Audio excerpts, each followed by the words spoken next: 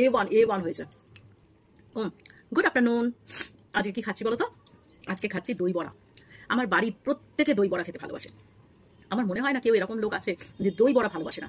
দই বড়া, পাপড়ি চাট, এগুলো তো মুখরোচক জিনিস, খেতে ইচ্ছে করে মাঝে মাঝে। সবসময় তো ননভেজ ভালো লাগে না।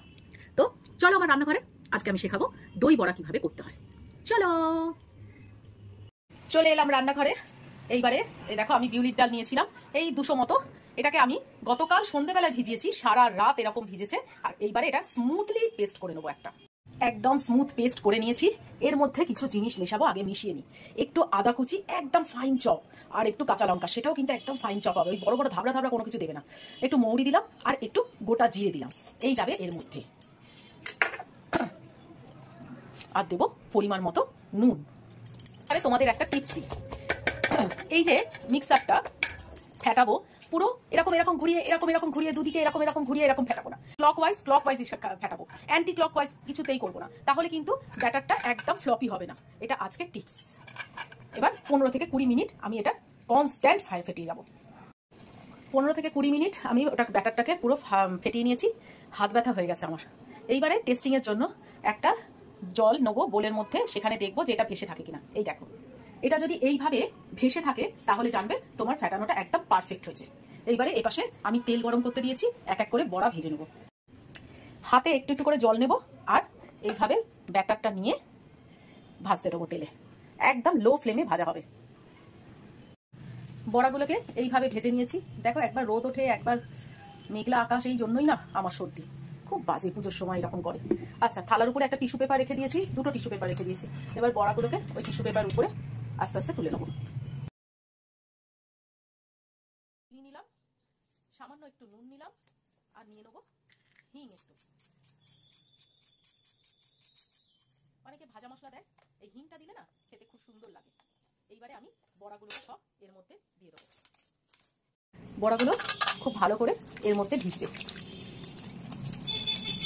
এইবারে দইটাকে ফেটিয়ে নেবো। তার জন্য একটা বোলের মধ্যে আমি নিয়ে নিয়েছি একটু বরফ, কয়েকটা বরফ কুচি, আর এর মধ্যে নিয়ে নেবো দই। এখানে আমার 500 মতো দই আছে, আমার যতটা লাগবে আমি সেই ভেবে নিয়ে নেবো। নিয়ে নেবো সামান্য, আর নিয়ে নেবো চিনি। গ্রিন চাটনি মোটামুটি সবাই জানে, তাও একটু বলে দিচ্ছি, কেন প্রসেসটা অনেক বড় হয়ে যাবে তো, ওই জন্য তাড়াতাড়ি করে বলে দিই। ধনে পাতা, পুদিনা পাতা, দই, একটু কাঁচা লঙ্কা, নুন, মিষ্টি একটুখানি, এইসব নিয়ে পেস্ট করে নেবে, তাহলেই গ্রিন চাটনি হয়ে যায়। আর এইটাই হচ্ছে মিষ্টি চাটনিটা কি করে করছি সেটা দেখো। হচ্ছে তেলের মধ্যে একটু কারি পাতা দিয়ে দিচ্ছি, আর গোটা জিরে ফোড়ন দিয়ে দিচ্ছি, আর এই যে তেঁতুলের কাজ, এইটা দিয়ে দেবো চিনি। চিনি না দিয়ে যদি তোমরা গুড় থাকে বাড়িতে, গুড় দেবে। গুড়ের না আলাদা একটা টেস্ট হয়, খুব সুন্দর লাগে দই বড়া। 3 চামচ মতো চিনি দিলাম। ব্যালেন্সের জন্য একটুখানি নুন দেবো, সামান্য একটু নুন দেবো, আর একটু লঙ্কা গুঁড়ো দেবো। ব্যাস, এটা ফুটে উঠলে আমার মিষ্টি চাটনি হয়ে যাবে। পুরো 500 দই দিয়ে দিয়েছি, কারণ এতগুলো বড়া তো, একটু দইটা না থাকলে না বড়াগুলো খেতে ইচ্ছে করে না, যেহেতু এটা নামই দই বড়া। আর যা একটুখানি পাতলা হয়েছে সেটা হচ্ছে এই হালকা পাতলা হয়েছে, সেটা হচ্ছে এই বরফের জন্য। এর মধ্যে এবার দিয়ে দেবো কিছু চাট মশলা। চাটনিতে গুঁড়ো লঙ্কা দিয়েছি বলে আর এর মধ্যে গুঁড়ো লঙ্কা দিলাম না, অনেকে দেয়, আমি আর দিলাম না।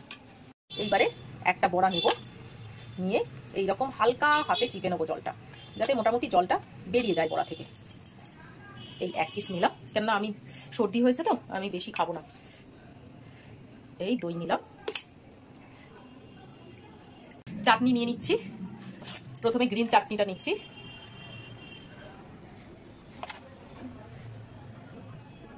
দেখো কেমন লাগছে।